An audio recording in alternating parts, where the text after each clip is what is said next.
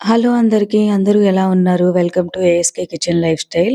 ఈరోజు నేను చాలా సింపుల్‌గా అండ్ అలాగే టేస్టీగా ఉండే కాకరకాయ కారం ఎలా చేయాలో మీకు చూపిస్తాను.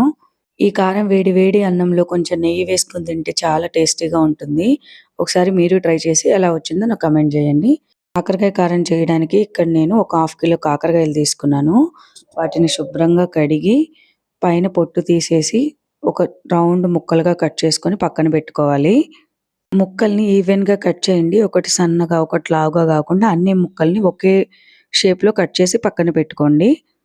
ఇప్పుడు కట్ చేసుకున్న ముక్కల్ని ఒక గిన్నెలోకి తీసుకొని, అందులో కల్లుప్పు వేసుకోవాలి. కొంచెం కల్లుప్పు అండ్ అలానే కొంచెం పసుపు వేసుకొని, బాగా కలిపి మీకు టైం ఉంటే 1 అవర్, టైం లేకపోతే మినిమమ్ 10 మినిట్స్ వాటిని కలిపి పక్కన పెట్టుకోవాలి మూత పెట్టి. 1 అవర్ పక్కన పెట్టుకోవడం వల్ల ఏమవుతుందంటే, ఆటోమేటిక్‌గా ఈ ఉప్పు వల్ల వాటర్ అనేది రిలీజ్ అవుతుంది. మీకు టైం లేకపోతే మినిమమ్ 10 మినిట్స్ అయినా పక్కన పెట్టుకోవాలి. దాని తర్వాత ముక్కల్ని గట్టిగా పిండి వాటర్‌ని తీసేయాలి. ముక్కలన్నీ పిండేసిన తర్వాత ఈ కాకరకాయ రసం ఉంది గదా! దీన్ని మనం యూజ్ చేయమనమాట. ఇది పడేయాలి. ఈ వాటర్ చాలా చేదుగా ఉంటుంది. సో, మనం ముక్కల్ని మాత్రం యూజ్ చేస్తాము. ఇప్పుడు ఒక మిక్సర్ జార్ తీసుకొని అందులోకి వేరుశనగ పప్పు అండ్ అలానే మీకు రుచికి తగ్గట్టుగా మీరు ఎంత కారం తింటారో అంత కారం వేసుకోండి. అండ్ అలానే కొంచెం సాల్ట్, కొన్ని వెల్లుల్లిపాయలు అండ్ అలానే కొబ్బరి పౌడర్ వేసుకోవాలి. వాటిని మెత్తగా మిక్సీ పట్టుకొని కారం పొడిని అంటే పొడిని రెడీ చేసుకొని పక్కన పెట్టుకోవాలి. ఇప్పుడు ఒక పాన్‌లో కొంచెం ఆయిల్ వేసుకొని, కొన్ని పీనట్స్ తీసుకొని వాటిని వేయించి పక్కన పెట్టుకోవాలి. అండ్ అలానే తర్వాత కొద్దిగా కరివేపాకు వేసి, ఆ కరివేపాకు కూడా వేగిన తర్వాత తీసి ఒక ప్లేట్‌లో పక్కన పెట్టుకోవాలి. ఇప్పుడు అదే ఆయిల్‌లో కాకరకాయ ముక్కలను గూడా వేసి, మనకి గోల్డెన్ బ్రౌన్ కలర్ వచ్చేంత వరకు వేయించుకోవాలి.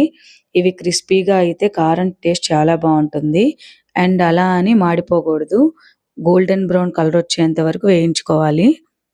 అవి వేగిన తర్వాత వాటిని కూడా తీసి ఒక పాన్‌లో ఒక ప్లేట్‌లో పెట్టుకోవాలి. నేను కాకరకాయ ముక్కల్ని 2 బ్యాచెస్‌గా వేశాను.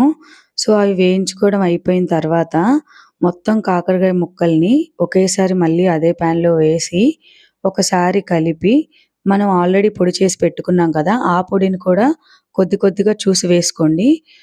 ఆ పొడిని వేసి బాగా కలిపి తర్వాత మనం పల్లీలు వేయించుకున్నాం. అలానే కరివేపాకు వేయించుకున్నాం గదా! అది గూడా వేసేసి ఒక్కసారి సాల్ట్ చూసి సాల్ట్ సరిపోకపోతే ఇప్పుడే కొంచెం యాడ్ చేసుకోండి. అంతే ఎంతో టేస్టీగా ఉండే కాకరకాయ కారం రెడీ అయిపోయింది. ఇప్పుడు ఈ కారాన్ని ఒక గ్లాస్ కంటైనర్‌లో వేసుకుంటే మనకి 15 డేస్ వరకు నిల్వ ఉంటుంది. అంతే ఎంతో టేస్టీగా ఉండే కాకరకాయ కారం రెడీ.